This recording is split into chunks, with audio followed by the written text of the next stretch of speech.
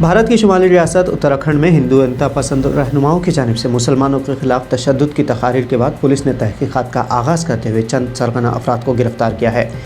इसमें हाल ही में मुर्तद हुआ जितेंद्र त्यागी भी शामिल है।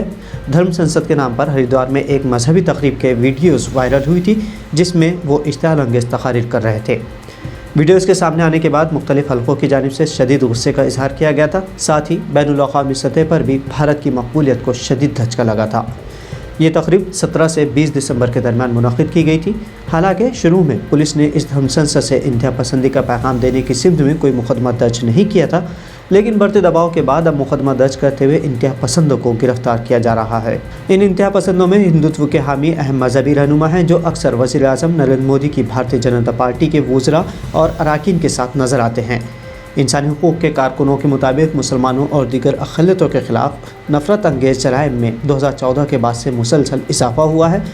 जब बीजेपी पहली बार इक़्तिदार में आई थी, भारत में मुसलमानों के ख़िलाफ़ नफ़रत अंगेज़ तकरीर या तशद्दुद की वीडियोज़ बाकायदगी से जानबूझकर वायरल की जाती है, ताकि इससे दो तरह के पैगाम दिए जा सकें। अवलिन तो ये कि इससे मुसलमानों में दहशत फैलाकर उन्हें एहसास कमतरी में मुब्तला किया जा सके।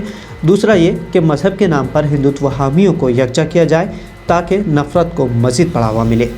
नाक़िदीन इल्ज़ाम लगाते हैं कि ऐसा बरसर इक़्तिदार जमात के रहनुमाओं की इस हिमायत की वजह से, जो खुले आम और खामोश दोनों तरीक़ों से इस तरह के मुजरिमों को हासिल है। हालांकि ये बात अब सिर्फ इल्ज़ामात तक ही महदूद नहीं रही, बल्कि ऐसे सैकड़ों बीजेपी रहनुमाओं के बयानात मिल जाएंगे, जिसमें वो मुसलमानों के ख़िलाफ़ धमकी आमेज़ पैगाम देने को बजाय शर्मिंदगी महसूस करने के इस पर फ़ख्र महसूस करते हैं। इस धर्म संसद के एक मुंतज़िम प्रबुद्ध आनंद गिरी, जिनकी एक तस्वीर में उत्तराखंड से बीजेपी के वज़ीर आला पुष्कर धामी पाँव छूते नज़र आते हैं, कहते हैं कि इस तकरीब में गिरी को ये कहते हुए साफ सुना जा सकता है कि म्यांमार की तरह हमारी पुलिस, हमारे सियासतदानों, हमारी फ़ौज और हर हिंदू को हथियार उठाने चाहिए और सफाई अभियान यानी क्लीन अप करना चाहिए। कोई और ऑप्शन नहीं बचा है। बज़ाहिर इस धमकी में मुसलमानों का नाम नहीं लिया गया, लेकिन इशारतन धमकी मुसलमानों को दी गई है। मुल्क के हालात और उत्तर प्रदेश में इंतखाबात को देखते हुए बीजेपी की मकबूलियत में इंतहाई गिरावट देखने को मिल रही है, और इस तरह के धर्म संसद में बीजेपी रहनुमाओं के शामिल होने पर यही पैगाम जाता है कि बीजेपी अपने रविश से बाज नहीं आने वाली। सुप्रीम कोर्ट ने इस धर्म संसद में मुसलमानों के ख़िलाफ़ नफ़रत अंगेज़ तकरीर के मामले में जाँच के लिए समाअत के लिए उत्तराखंड हुकूमत को नोटिस जारी करते हुए 10 दिन के अंदर जवाब देने को भी कहा है, जिसके बाद मजबूरन 3 हफ्तों बाद उत्तराखंड पुलिस को नए हिंदू बने जितेंद्र त्यागी को गिरफ्तार करना पड़ा। हालांकि जितेंद्र त्यागी की गिरफ्तारी के मौके पर इंतहा पसंद यति नरसिंहानंद ने पुलिस को फिर से धमकी दी और कहा कि तुम सब मरोगे। इसके बावजूद उस पर कोई नया केस दायर नहीं किया गया। यति नरसिंहानंद वही शख्स है जो डासना मंदिर का पुजारी बताया जाता है, जिसने इससे पहले एक मंदिर से नाबालिग मुस्लिम बच्चे को सिर्फ इसलिए पुलिस के हवाले किया था कि उसने मंदिर से पानी पिया था। यति अक्सर मुसलमानों के ख़िलाफ़ जहर उगलता रहा है और सरेआम पुलिस, महात्मा गांधी और भारतीय दस्तूर के ख़िलाफ़ भी जहर उगलता है।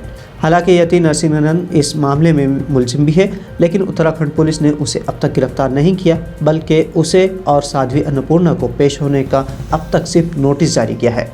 उत्तराखंड पुलिस के डायरेक्टर अशोक कुमार के मुताबिक जहां रिजवी यानी जितेंद्र त्यागी को गिरफ्तार किया गया है, वहीं नरसिंहानंद और साध्वी अन्नपूर्णा को ज़ाब्ता फौजदारी की दफ़ा 41 के तहत उनके सामने पेश होने के लिए सिर्फ नोटिस भेजा गया है। एनडीटीवी ने एक खबर या वीडियो चलाई है, जिसके मुताबिक त्यागी की गिरफ्तारी के एक वीडियो में नरसिंहानंद को पुलिस को धमकी देते हुए और ये पूछे हुए देखा जा सकता है कि त्यागी को क्यों गिरफ्तार किया जा रहा है।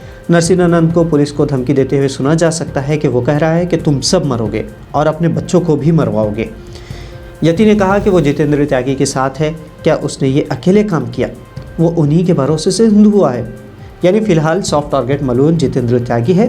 चंद माह कबल हिंदू मज़हब इख्तियार करने के बाद जितेंद्र नारायण त्यागी बने। 52 साल वसीम रिजवी का नाम उन 10 मुलजिमीन में शामिल है जिनके खिलाफ मामले में FIR दर्ज की गई थी। रिजवी उत्तर प्रदेश शिया वक्फ बोर्ड का सरबराह भी रह चुका है।